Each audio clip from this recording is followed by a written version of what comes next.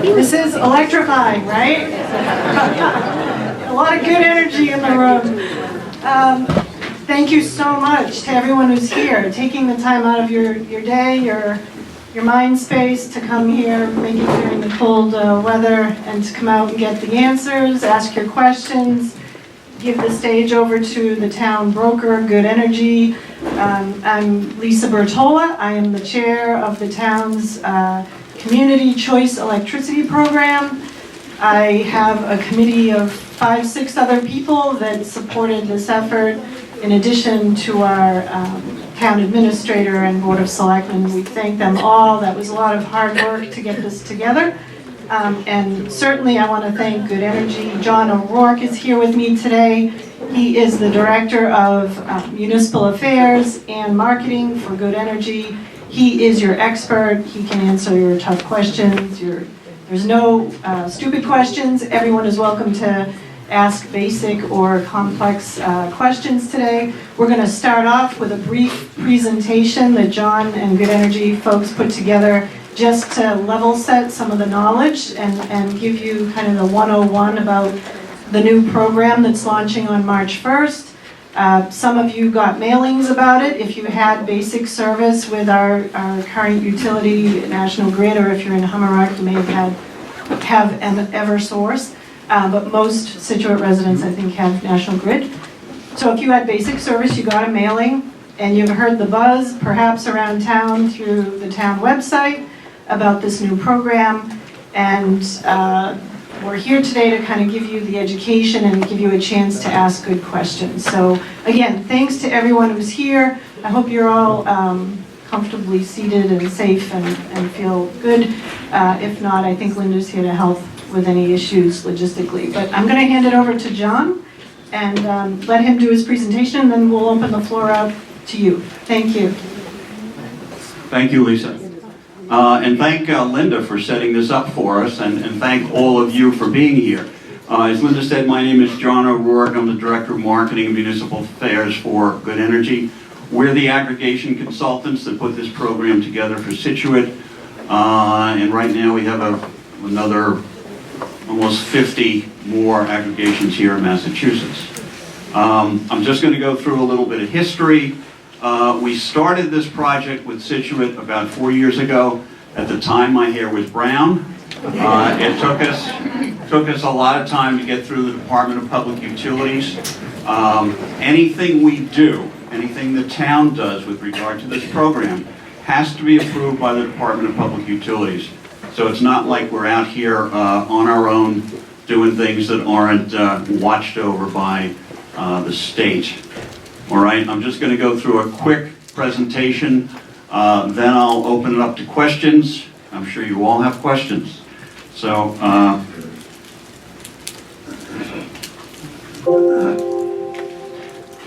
this is our customer-facing team here in Massachusetts. Philip Carr is our managing director, Stefano Loretto is business development, myself, and Patrick Roche, who's the director of innovation. He'll be doing the presentation tonight in the library. And essentially, we're backed up, we're a national company.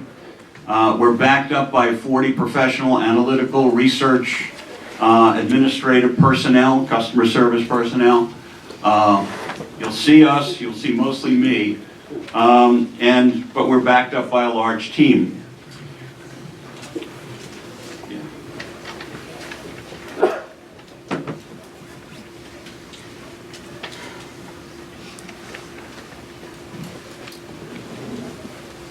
All right, we've got about 20 years of experience on the national level, and when we came into Massachusetts in 2014, we put a local team together and got the local expertise plus the national expertise to put together a good team.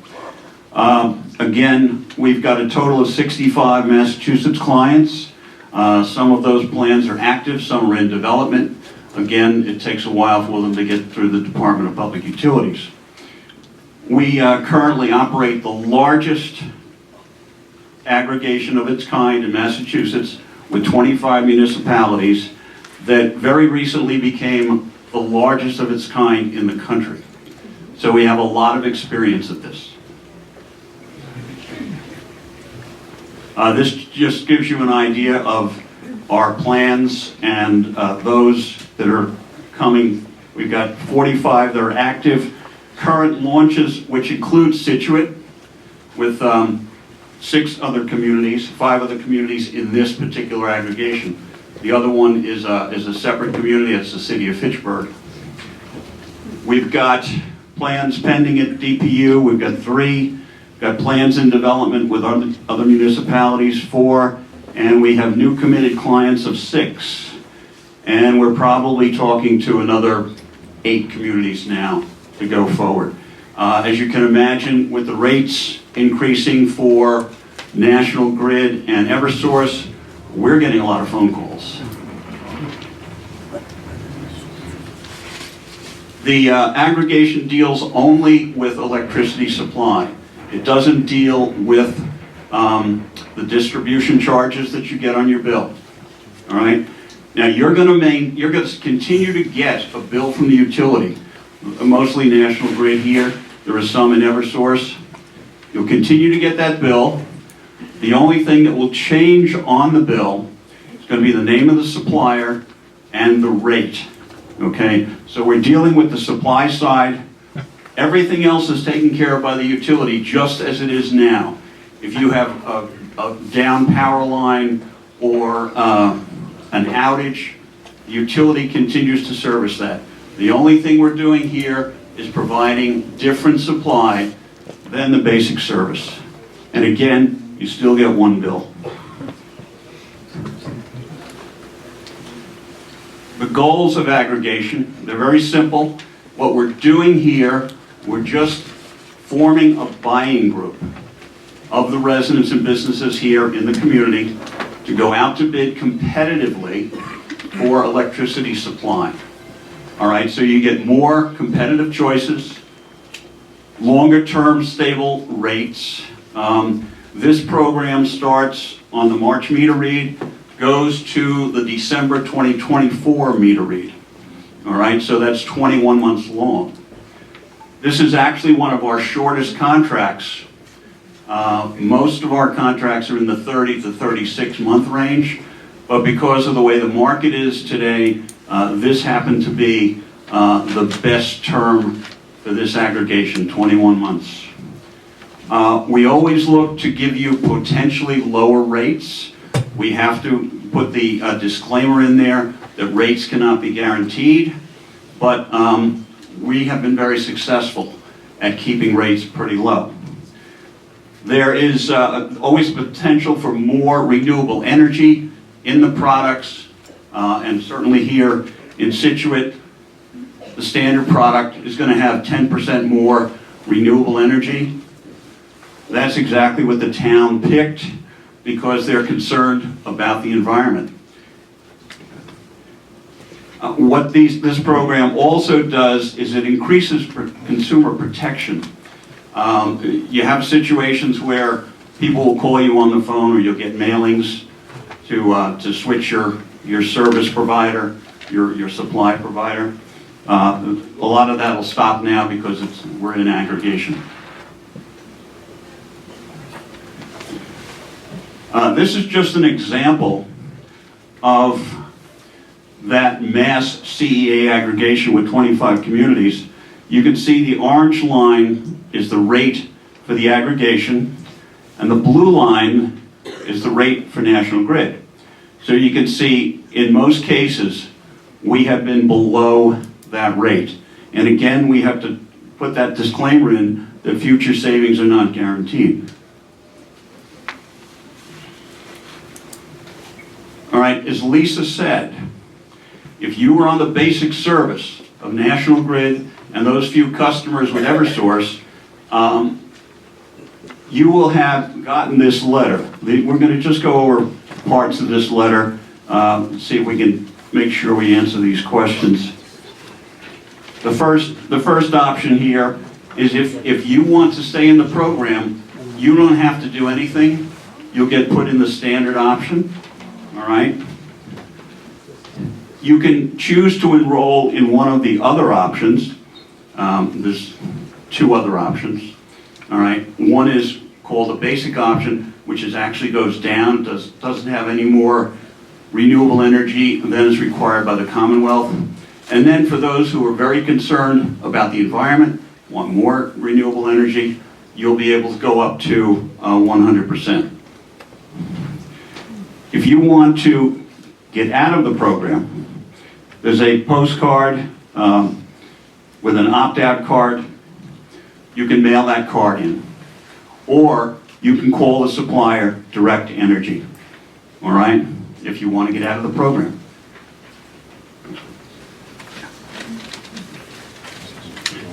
Now, these are the options. Your standard is 16,710 as a rate compared to the National Grid rate of 33,891. And then again, you can come down to the basic, which has the same amount of renewable energy as required by the Commonwealth, no matter where you get your electricity from. And then you can go up to the 100%, the 17,850.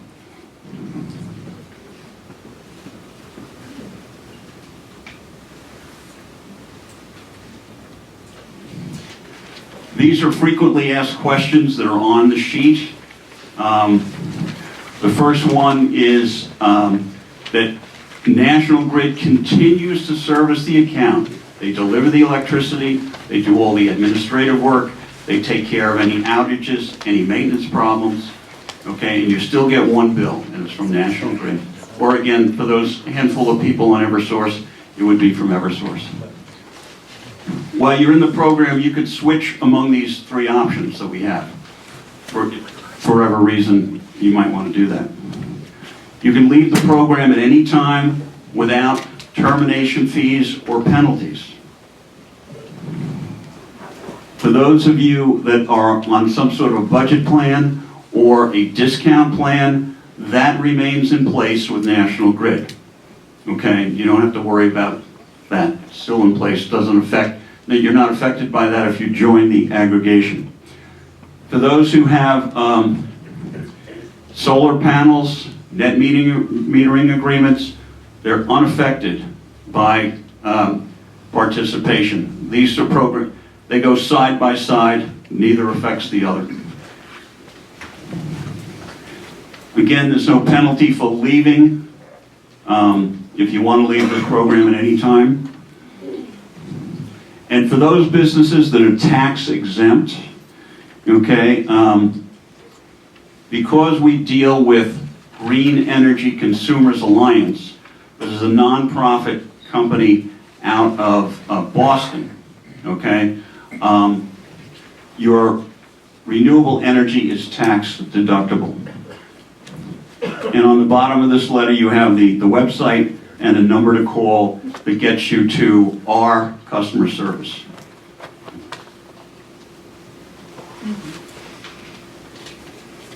Again, this is who can participate in the program. Anybody on the basic service gets the letter.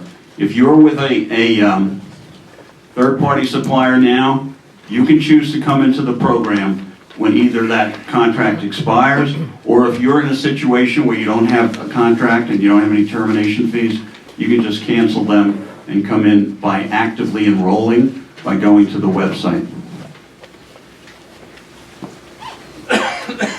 This is always a big question. If I'm in the aggregation, am I going to get inferior service from the utility? All right, when deregulation went into effect in the late 1990s, the utilities were required to divest themselves of any generation assets. Since then, the utilities do not make any money on the supply. They only make money on the distribution side of the bill, making sure they maintain the lines, they have administrative charges.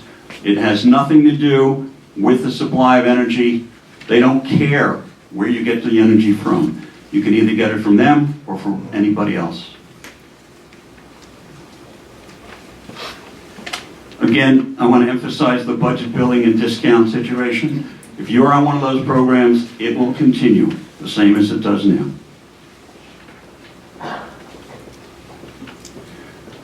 for those people who go to the 100%, okay? And again, because Green Energy Consumers Alliance is a nonprofit organization based in Boston, and they are the gold standard here in Massachusetts for sourcing what is known as Massachusetts Class 1 Renewable Energy Certificates, okay? The difference between that price of the 100%, which is the 17,850, and the basic, which is 16,310, that portion, if you get to the 100% product, that portion is tax deductible. And there's a form online at Green Energy Consumers Alliance that you can get from them for your taxes. Here's my contact information, my email, and my cell phone number. Feel free to call me at any time. I'm up from 5 in the morning to 11 at night. Okay, now the fun part of the program. Questions? Sir? Yeah, hi, just a quick question. How or who do we tell which particular program we decide that we would like to have? Is there a form? Or, right now it looks like we're automatically enrolled in standard. What if we decide to do plus or basic? If you're, you want to be in the program, but you don't want to be in the standard option, you can call Direct Energy. Okay, there's a number there right under the third, see? Yes, I see it. Right in the middle of the page. Yep. You can call Direct Energy, let them know that. Okay, Okay? thank you. This is the letter that went out to those on basic service. If you didn't get one of these letters, it's because you're with a third-party supplier, and we can't market directly to those with third-party suppliers. But again, if you're on a third-party supplier and you want to come into the program, you've got to call them, make sure there aren't any termination fees or penalties, and then you can enroll in the program actively by either calling Direct Energy or going to the website and filling out an enrollment form. Sir? Yeah.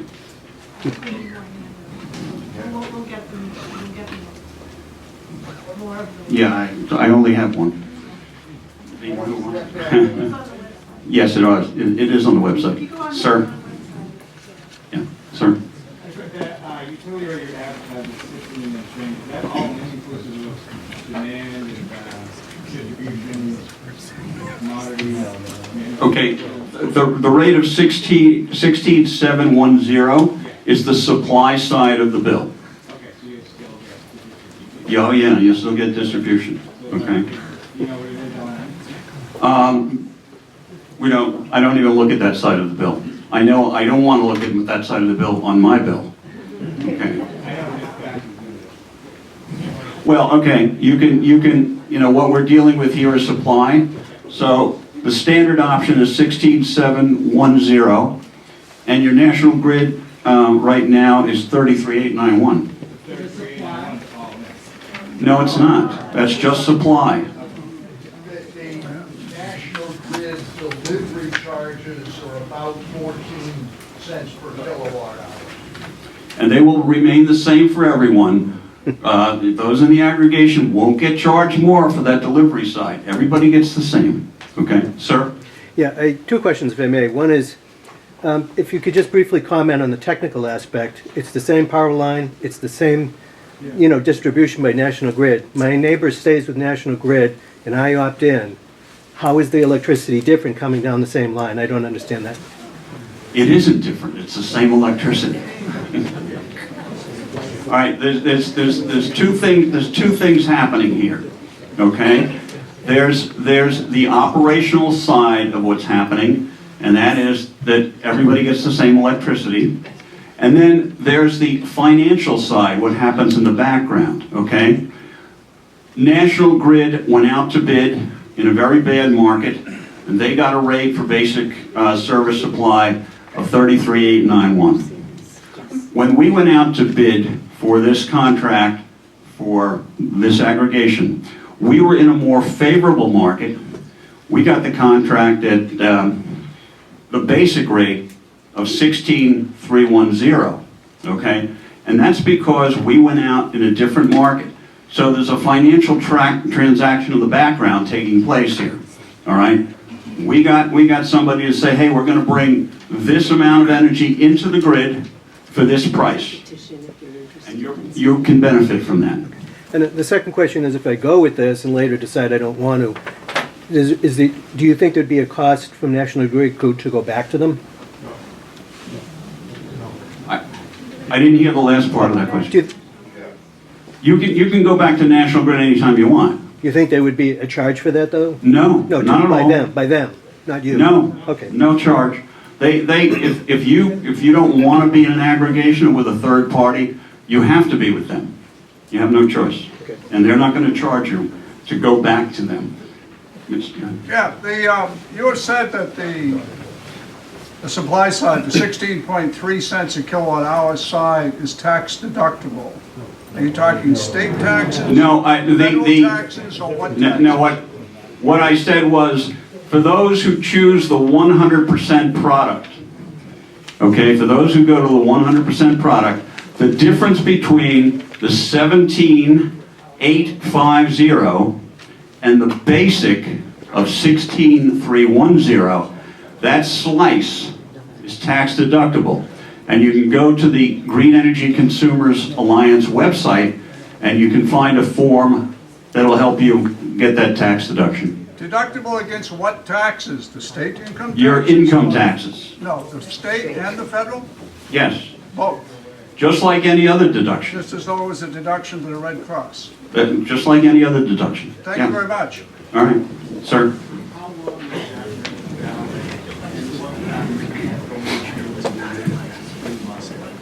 All right, this rate is good for the term, 21 months, from the March meter read this year to the December 2024 meter read.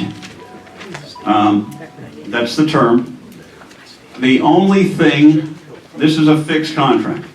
The only thing that can change this is what is known as every energy contract has in it a change in law provision.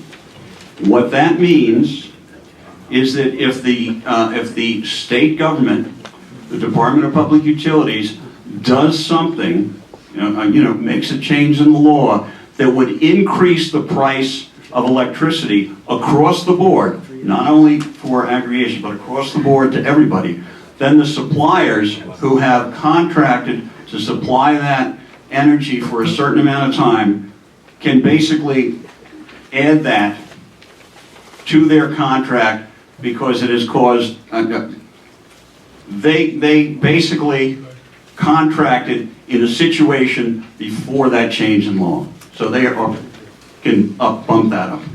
Hi, excuse me, John, could you just repeat the questions that come to you, because everybody can't hear them? Sure. Thank you. And just to follow up is, then what happens at the end of the current contracting period? Will we send you a letter and kind of sign up for the next? All right, the question was, what happens at the end of this contract? What happens in December 2024? What we normally do, we follow what our analysts tell us because they're in the market every day, because we also have a large commercial and industrial base of clients. All right, they will probably start telling us in the spring of 2024 to look for a good part, a good section point in the market to go out to renew this contract. That's the way we normally do it, because if the market is not good in the spring, we can always wait to the summer or the fall. Okay, so that's how we do that. Yes?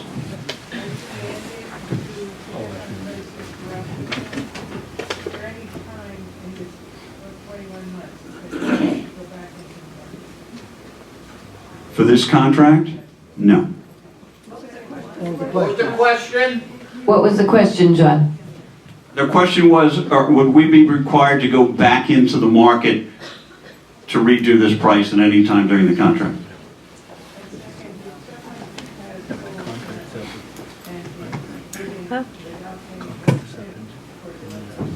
December 24. Solar panels Okay, if you have solar panels, net metering agreements, okay, and you're producing more electricity than you need, this program probably doesn't really benefit you much. However, any electricity you get from the grid, all right, instead of getting it at the rate of National Grid, you would get it at the aggregation rate. Miss? For any other towns that you've had contracts with already, have they renewed their contracts?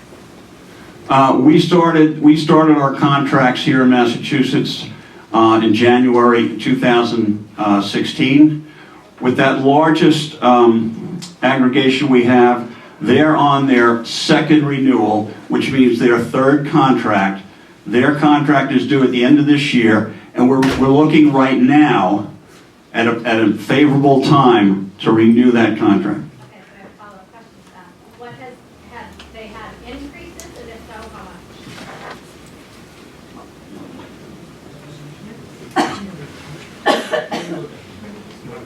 All right, here's the example that the lady wanted to know what the increases have been for the aggregation. All right, now this is an example of that large aggregation.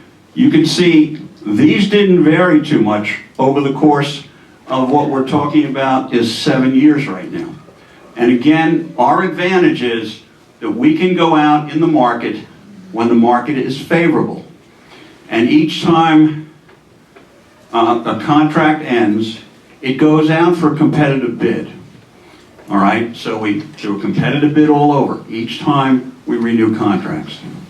And the town selects the terms and the price that they think is best for the residents. We advise them, of course, and most of the time it looks pretty obvious, but sometimes it doesn't. Miss? Why isn't National Grid an outsource about your business? Very good question. Why doesn't National Grid and Eversource do this? Because the law says they have to go out at 2 very specific times of the year to get their basic service load, and essentially they have to go out whether the market is good or not. Before deregulation, the DPU was concerned about not only the process they went through to get the basic service rate, but also the rate itself. Since deregulation, they stopped looking at the rate. The only thing they look at is, did the utilities go through the process of competitive bid to get this rate? So they don't control the rate anymore, all right? Sir? This aggregation proposal has been sitting at the state utility regulation level for years. Can you give me a good reason why it took them years? Okay, really sensitive question here. This gentleman wants to know why this aggregation program, the plan for this program, sat at the Department of Public Utilities for 2.5 years. I don't have a really good answer to that question. I will tell you that our first 25 plans that went through the DPU way back in 2015 went through in an average of 73 days, which is 2.5 months. Now you would think with the way these plans are, and right now in Massachusetts you have 304 communities who can aggregate their loads. The other 47 have municipal light plants, so they're already considered aggregations. So out of the 304, there are 175 communities that have an approved aggregation plan. So you would think this would be pretty easy to do by this time. But for whatever reason, it's not. I smell conspiracy. I'm not going to encourage you, sir. How often can National Grid change the supply rate? How often can National Grid change the supply rate? National Grid goes out at 2 times of the year for their winter rates and their summer rates at a very specific time. So it's 2 times for each utility. All right? National Grid changes November 1 and May 1, Eversource changes January 1 and July 1. Sir? Does the plan pertain to businesses? Yes, it does. The plan is for residents and small businesses. Small business is defined as G1 accounts. If you have a business and your bill says you have a G1 account, then you can be in. And if you have a G1 account, you would have received a letter. You would have received this customer notification letter. Second question, condominium associations the association has its own electric bill to service common areas. Would that pertain Yeah, also? common area electricity for condo associations. In most cases, those are G1s, so that's fine, yeah. Thank you. Would you be able to explain to us why our bills went up 100% last month? That's a question for National Grid. But you've been monitoring it, you must monitor this. Yeah. When they're considering the turbines get priority.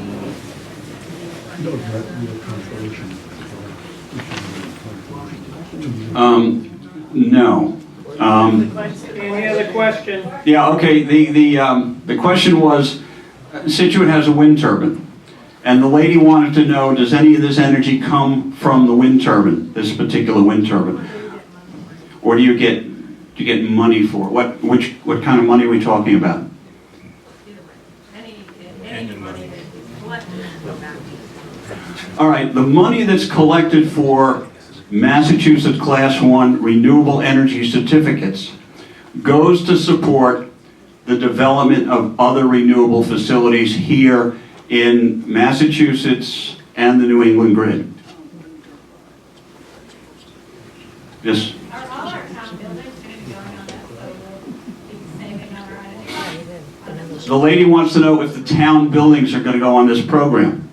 All right, normally what happens in towns, okay, they have already done this kind of thing with their municipal buildings. Okay, so they probably already have a contract for their electricity for the municipal buildings. We occasionally get towns that basically have not done that. They could come into the aggregation if they wanted to, or we can go out to a separate bid for them. So it depends on what's happening at the time. So this is specifically for residential? At this point, this is for anyone on the basic service here in Situate. Okay? I can follow up on that. On, I believe it's February 7th, the Board of Selectmen will be voting on which option the municipal buildings will be choosing. Yeah, thank you. Which option? Is that options for in the aggregation? Oh, okay, great, okay. Go ahead, sir. Yeah, just to be clear, the 16 cents and 33 cent comparison that you made in the letter you sent out, everything else is equal on the bill, is that correct? That's correct. Okay. The second question I had was Marshfield is doing the same thing right now? Marshfield is in this aggregation with Situate. Okay. Are there other And surrounding towns also? Cohasset, Rochester, Westwood, and Uxbridge. Okay, thank So you. the 6 communities that are in this aggregation together, and they went out together, they all agreed to go out together because it increased their load. So when you get more load, chances are you're going to get better quotes. Miss? You mentioned that National Grid Eversource go at a particular time. When does Good Energy go out? The lady's question was, National Grid and Eversource have to go out at specific times. When do we go out to bid? Okay? Good Energy goes out to bid to renew or to start our contracts when it's favorable in the market. And as I say, we watch the market every day. We have a large commercial and industrial client base, Our analysts are in the market every day. We're buying electricity every day. So we have a pretty good idea what the market is doing. So we picked the favorable point in the market to go out to bid. Ms.? The lady wants to know if we have the edge. I think we do. I think we do. Miss? So the difference between the Situate Basic and Situate Standard, standard, which is what everyone is automatically, is a 10% renewable energy. Is there, if you choose basic, if you choose that, do you get a tax deduction for the delta between the basic and the standard? Good question. No. Miss? What was the question? Oh, okay. Yeah, sorry about that. Okay, the lady wanted to know if the difference between the standard, which has 10% more renewable energy, and the basic, which is basically 4/10 of a penny, she wanted to know, do you get a tax deduction for that? No, it's only for the 100% option. Miss? When I talked to National Grid, they said that part of the rate increase was based on supply concerns. Is there any possibility that that's right here? I didn't get that. A supply constraint? That's what National Grid said?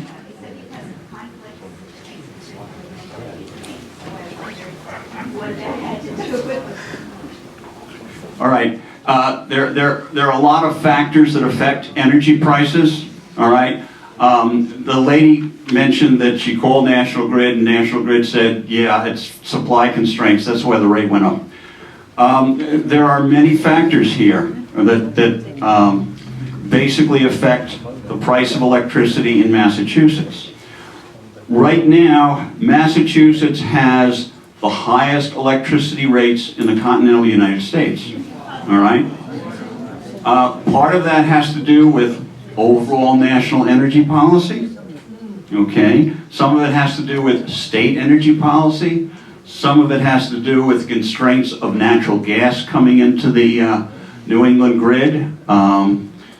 Other parts of it is that natural gas is being exported to Europe in the form of LNG, liquefied natural gas.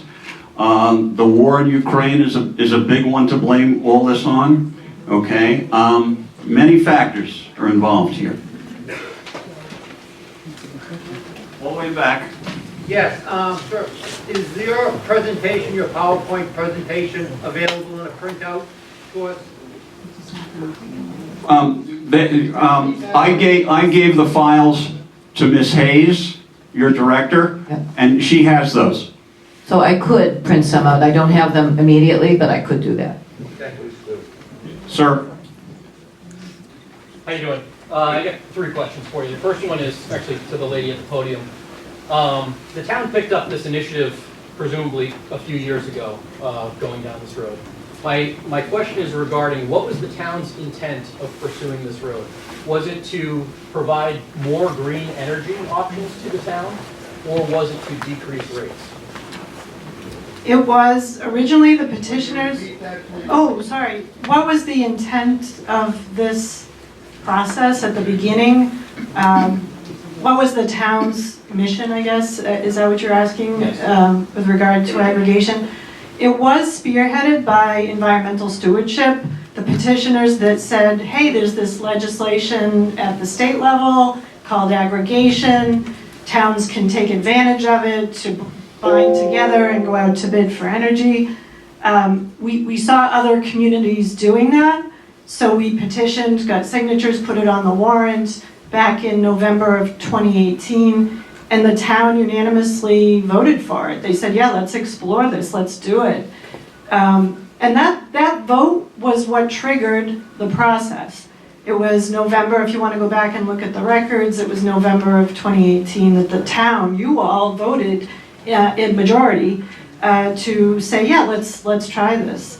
And then but the law, the aggregation law, actually sets forth the process to do it. And so the town established a committee, we hired a broker, I'm part of that committee, I'm chair of the committee. We hired a broker, we looked at 3 different brokers. John can attest, we did interviews with 3 different brokers, got them. We had to go through the Department of Energy Resources first for approval of our blueprint, our plan. And then we had to go for approvals at the Department of Public Utilities. So there was a very laid out process that we had to follow to get state agencies to approve what we were doing, so we were compliant. But yeah, there was a vote back in 2018. It was a mix of environmental concerns. And on that note, I would say for the standard option that John mentions as the default, the 10% extra renewable energy is not just like all the other renewable energy in the Commonwealth's mandate. It's class 1 renewables, and that's the cleanest New England produced wind and solar. So it doesn't include biomass or hydro or some other renewable types that emit a little more carbon. So there really is like a clean energy commitment here for that default option and for the plus option. So I would say environmental stewardship, and then knowing that the rates were also stable for the period of the contract, so you're not seeing that up and down every season. You're seeing stability. Rate stabilization and competitive rates. We were watching as a committee across Massachusetts. The plans, the towns that did have aggregation, they had competitive rates. So it was a win-win. There was no reason to turn around and say this doesn't make sense. The word choice is in the program for a reason. There's a little bit of something for everybody. If you don't want extra renewables, go to basic. If you like cleaning up a little bit the air and the environment, whatever, stay with standard. And if you're a real environmental enthusiast, go for the 100 plan. And if you don't like it, opt out. There was no constraint. And unlike the third-party contracts out there, there's no penalty to change. A lot of people go to third-party contracts, they might get a better rate, but watch the penalties when you make a change, or watch the rates, they might be variable rates. And a lot of people in the town were complaining about door-to-door salesmen, telephone calls, all the spam about green energy and not knowing how to filter it, so it sort of protects our town consumers from, I don't want to say riffraff, but there could be scams out there, and this kind of puts your thinking cap aside. We all have busy lives and other things we want to do, then study who's trying to, pull a fast one. So there were just too many pluses to not keep going. So I hope that answers the question.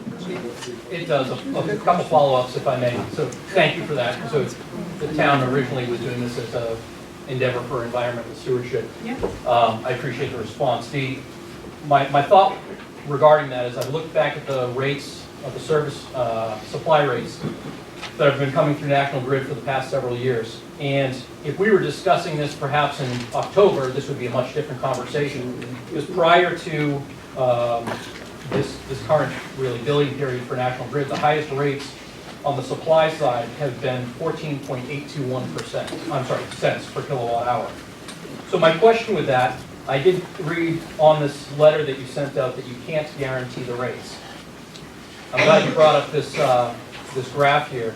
We see that giant jump on the far right up to 33 cents per kilowatt hour. But prior to that, we haven't seen those rates within Situate. So potentially, consumers in Situate, if we do commit and lock into this, I won't say lock in because I know that's not the intent, but if we subscribe to either the Situate Basic or the Situate Standard, we could find ourselves in a position where once these National Grid rates change in the course of a few months, we will actually be paying more on the supply side. For a 6-month period. For a 6-month It's possible, yeah. There's no guarantee that these are the best rates. They're just competitive and stable, but you could find a better rate. Yep. And I'm sorry, go ahead, sir. I was going to say my last follow-up question to that is, if I was someone who was solely concerned about the price that I'm paying for electricity, because I'm on a fixed income or something like that, I recognize that it's been said here today that you can swap, basically subscribe to this and unsubscribe to this at any point in time. So my question is, what's the timeliness of that? I see that there's a website, I've gone to the website, the Situate website, to either subscribe or opt out of this. If a town resident opts out or opts in, what's the response time to that? Meaning, could I look at my rate every 2 months or 3 months and opt in and opt out regularly? All right, did everybody hear the gentleman's question? Can he opt in and opt out anytime? Theoretically, yes, okay. It used to be, and it's written in the electric service agreement that the town signs with the supplier, that the supplier could let people back into the program after they've opted out. And normally, we had a kind of an informal agreement with the suppliers that they'd let people back in at the aggregation rate. But what they've started to do now, to make sure that people aren't gaming the system and going back and forth, okay, they can let you back, they have to let you back in, but they can let you back in at a market rate, at whatever rate they think is market at the time. Another point that this gentleman brought up that's very important, when the utilities go out to get their loads, okay, they go out and they procure 50% of 1 year's load. What that means is that these prices that you see going up and down, all right, part of this 33,891 that's the rate now is going to be baked in to that next adjustment, okay?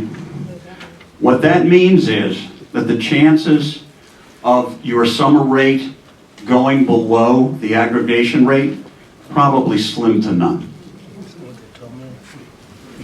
Sir?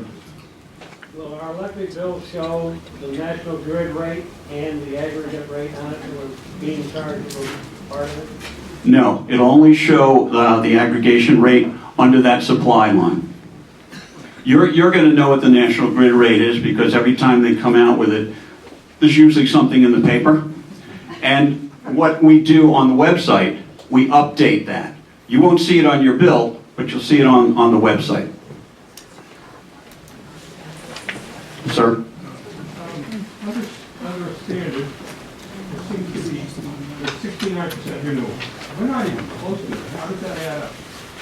What are we currently have for renewable? You're talking about this part, right? Yeah. What do we currently have for renewable? All right. What the state did. What was the question? All right. This gentleman is talking about this chart on the back about renewable energy detail. All right. The state used to count only the Massachusetts Class 1 RECs, which right now in this year is 22%. They came up with another way of counting other renewables that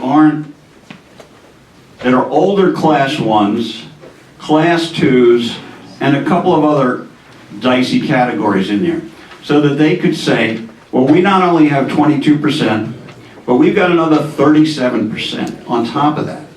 All right? No one really looks at that other, it's called required other. Okay, what is in that is older Class 1 projects, Class 2s. It's a hodgepodge. There might be a little hydro in there. You know, what Lisa didn't mention about, you know, the renewable energy in the Class 1s, okay?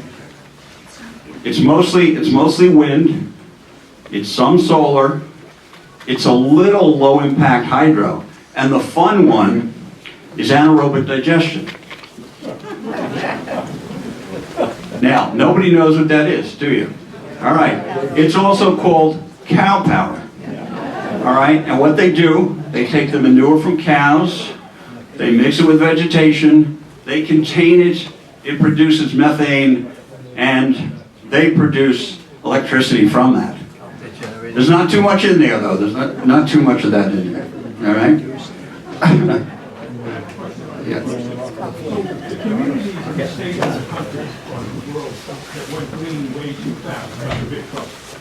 It looks that way. The gentleman said those countries, towns, whatever, throughout the world who went green too fast, okay, got in trouble. And certainly, you know, you look at what happened in Texas a couple of years ago, when it got so cold, the windmills froze. And Texas is an isolated situation because they do not have, they're an isolated grid.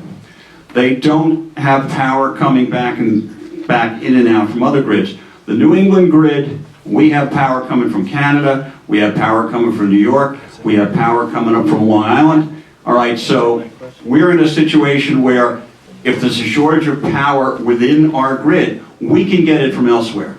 Texas didn't have that option, and look what happened to them, all right?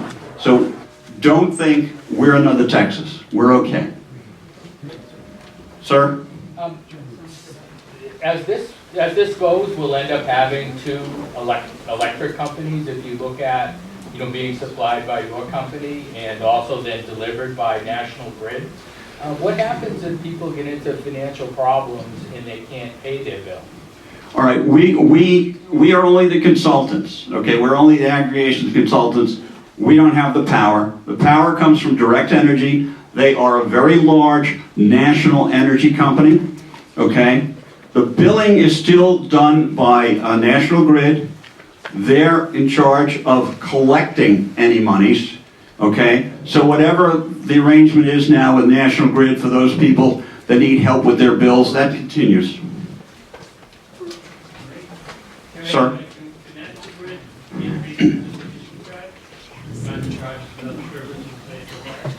The gentleman's question was, can National Grid increase the distribution charges?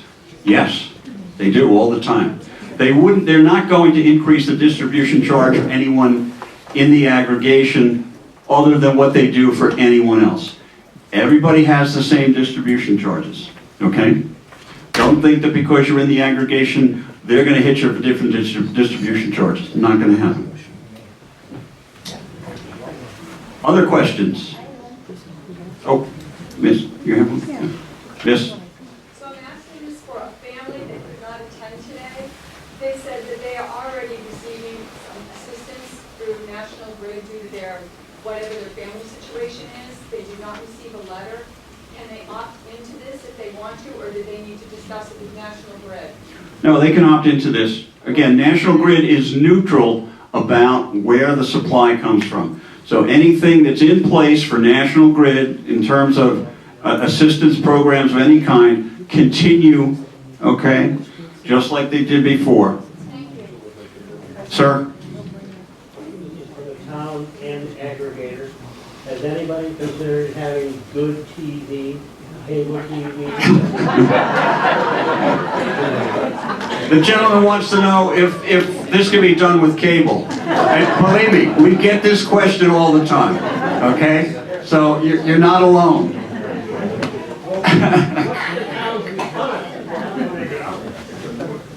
What's the town response? Why are we locked into Comcast? All right, that's a cable question. They got the franchise here, and that's the way it goes. They bought the franchise. That happened way back in the, I think, early 70s or something that started. We're okay? tied to Comcast until 2027. Way in the back. Do we have one way in the back? Yes, is there any place on your website that we can find out where the exact source of energy comes from? Is there any place on the website that you can find out where the exact source comes from? In other words, where that energy comes from. What happens every 3 months once the program is launched, just like what you get from National Grid, you get a disclosure label that tells you where the energy comes from. Direct Energy will provide one of those on a quarterly basis, and it'll be on the website, so you can view that and see where that comes from, where the energy comes from. Sir? Direct Energy and Good Energy are two separate companies. We are a consultant. They are a supplier. They're a national supplier. We deal with them a lot. We deal with Constellation a lot, Nextera, Dynergy. And that's most of the big four that we deal with. They're all national, Fortune 500 companies, and have experience in aggregation. That's why we deal with them.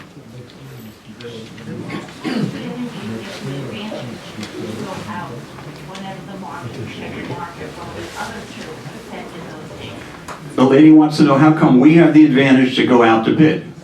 Because by law, they have to go out at specific times, whether the market's good or not. Our analysts tell us, hey, this is a good market, let's renew this aggregation, let's renew this, let's do that. That's how we can do that. Sir? Can I ask a question? You were talking about that the town voted on this at town meeting in 2018.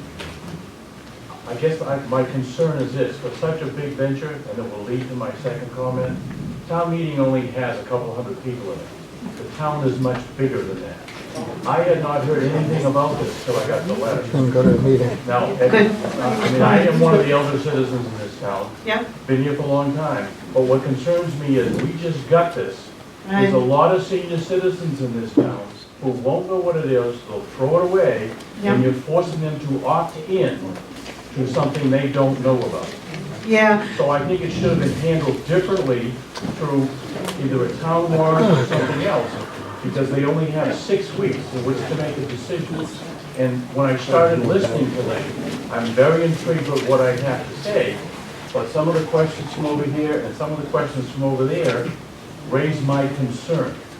So I think your decision to make everybody opt in right now ought to be rethought for the next 4 weeks and given an extension, because there are people who won't know this. And they're gonna opt into something they know nothing. Okay? Right.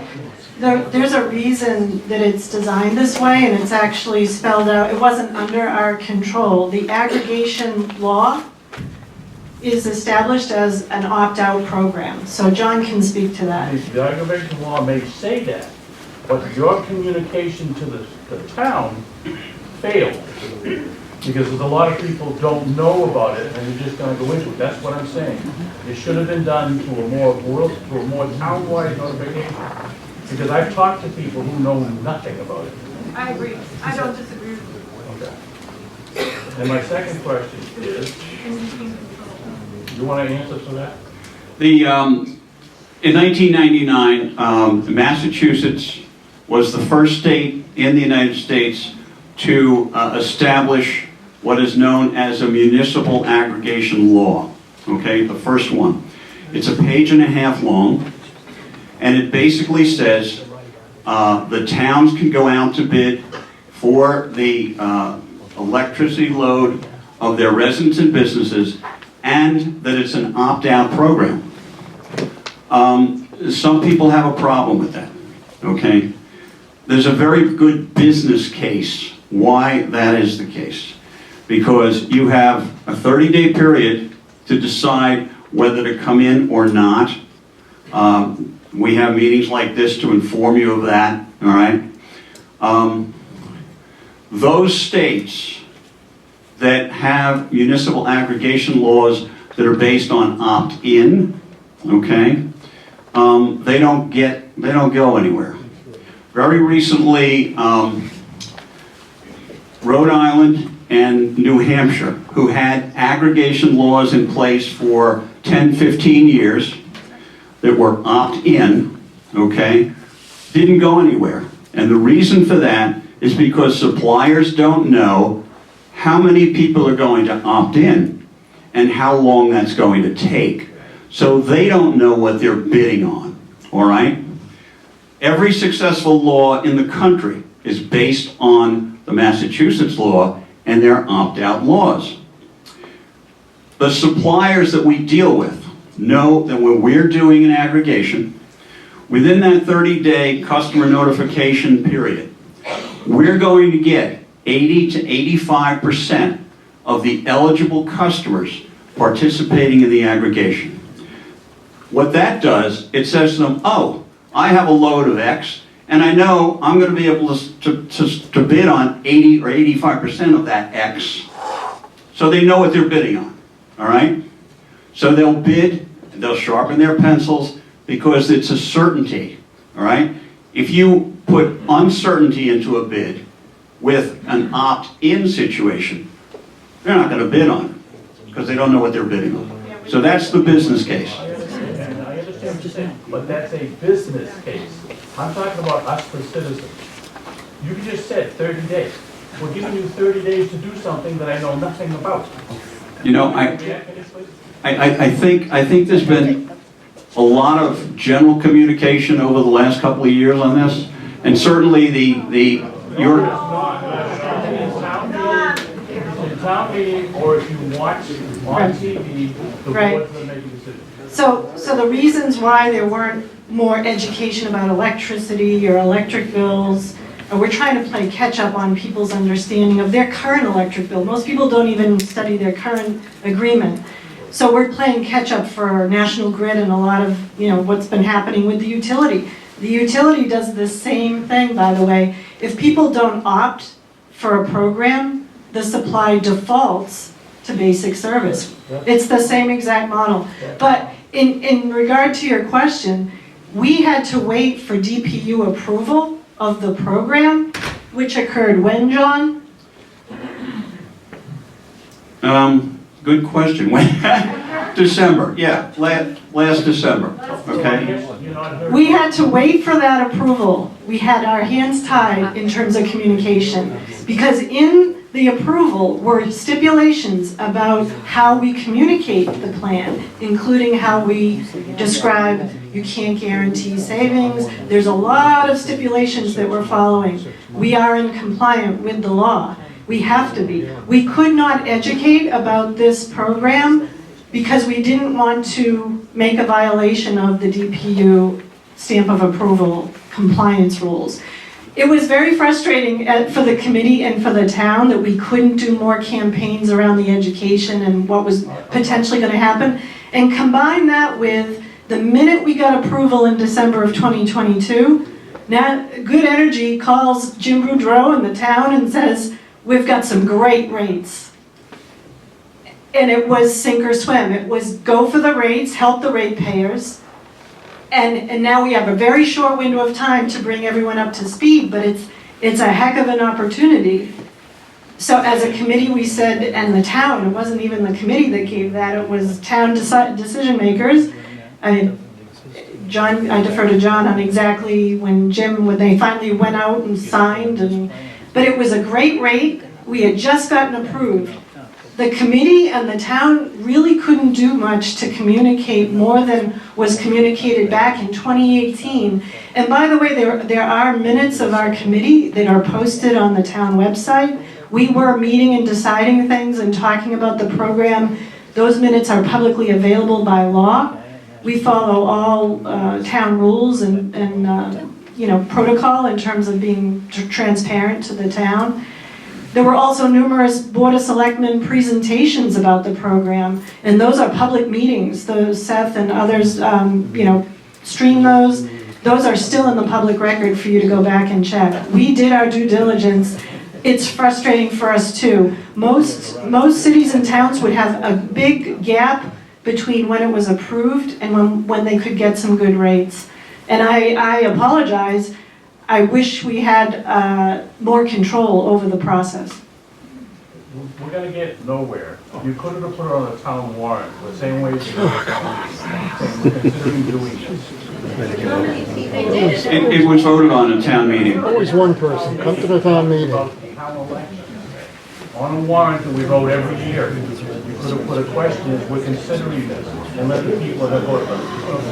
We're not going to get anywhere. At this point, a major decision that you have is, do you want to pay $16,710 or $33,891? That's the major decision here. Sir? I get text messages from emails from National Grid. Oh, I just wanted to let you know, We get text messages, I'd say a lot of people in here, emails from National Grid telling us the storm is coming in, telling us that they're putting trucks and things in Situate to help out in any emergency situation. Will all of that still continue under this program? Sure. Can I ask you a question? I think everybody does this program. Put this gentleman to line at ease. Did you say the cons of not knowing about this automatically? If there is one? You want me to give you a contrary reason why you shouldn't get into this program? I really can't give you one. And certainly, I wouldn't want to give you one.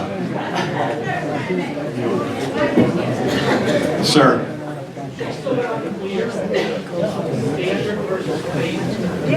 Yes.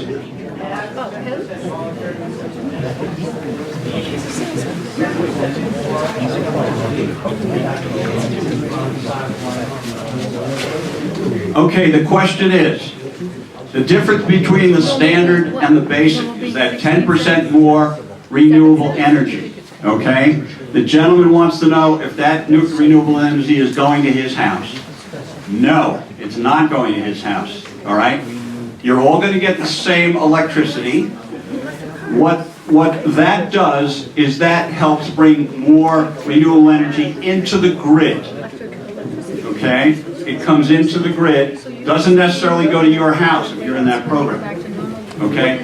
But what we're talking about, the financial side of this, it comes into the grid itself, the New England grid, and it helps support new renewable energy projects here in the New England grid. Did you want to go back?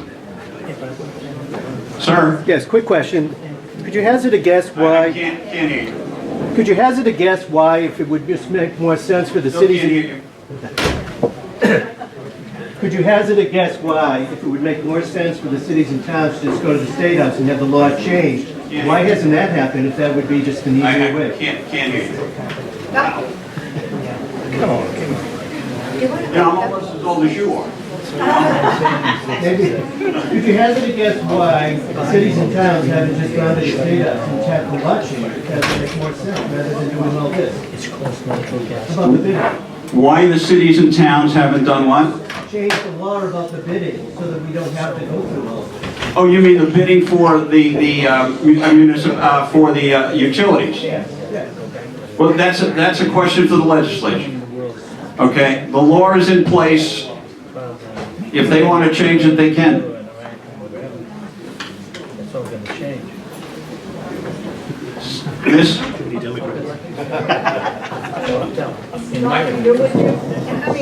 I can't hear you.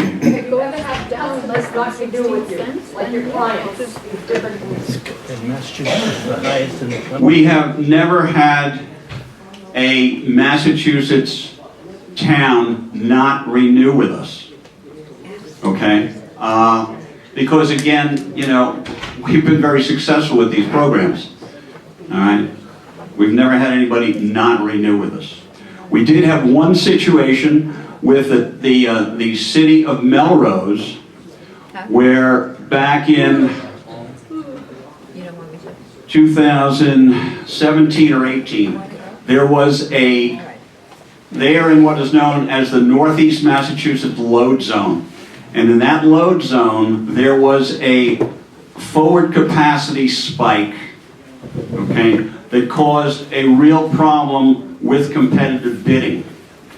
And what happened was the utility was able to get a lower rate than we could get for Melrose.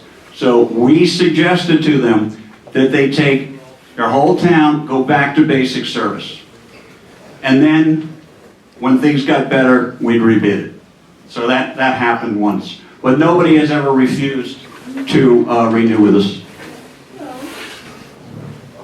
I just wanted to make a point that I don't think we covered. If you know someone that opted out already, that sent their postcard, everyone's caught up on the dates and the timing for March 1st, but just know the clock keeps ticking. People can come back into the program who opted out. If you do opt out, however, you won't receive any mail, any further notification. That is a DPU requirement, that there's no more outreach to you once you send that postcard in. So if you ever get curious about the program again and you regret your decision, you'd have to go on the town website, fill out the enrollment form, and just be proactive yourself to learn and find out.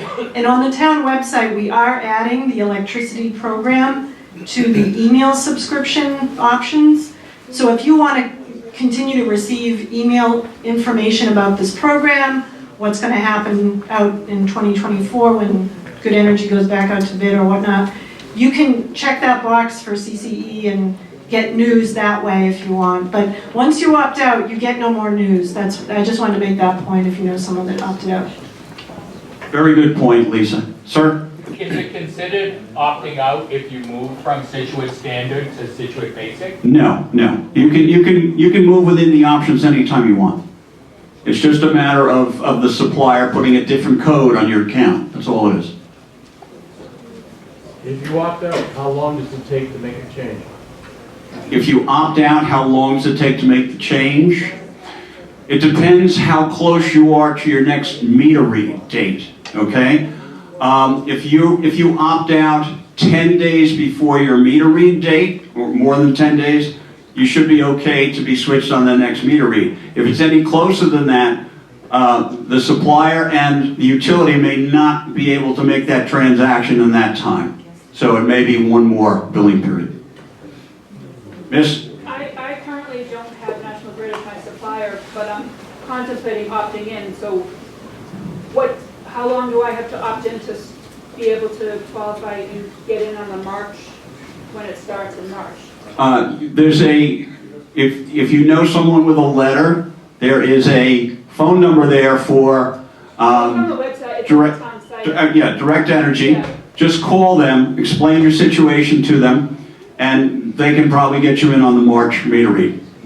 And Linda's printing some letters right now if you want to find Linda. Okay. She's printing those out. Oh, okay. Sir? Yes, how do your supply rates compare with that of a municipal light and power company? Oh, good question, good question. The gentleman wants to know how the rates that we have compare to what are known as municipal light plants. Those are the 47 towns here in Massachusetts that have their own utilities. They're a utility unto themselves, okay?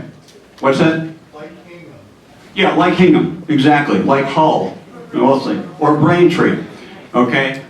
Essentially, their rates are usually pretty good, and the reason their rates are pretty good is they usually get longer-term contracts, and they can do different things to procure their energy than we can do here with the aggregation. So they have some flexibility that we don't have. So in many cases, their rates are very good, and in many cases, lower than ours.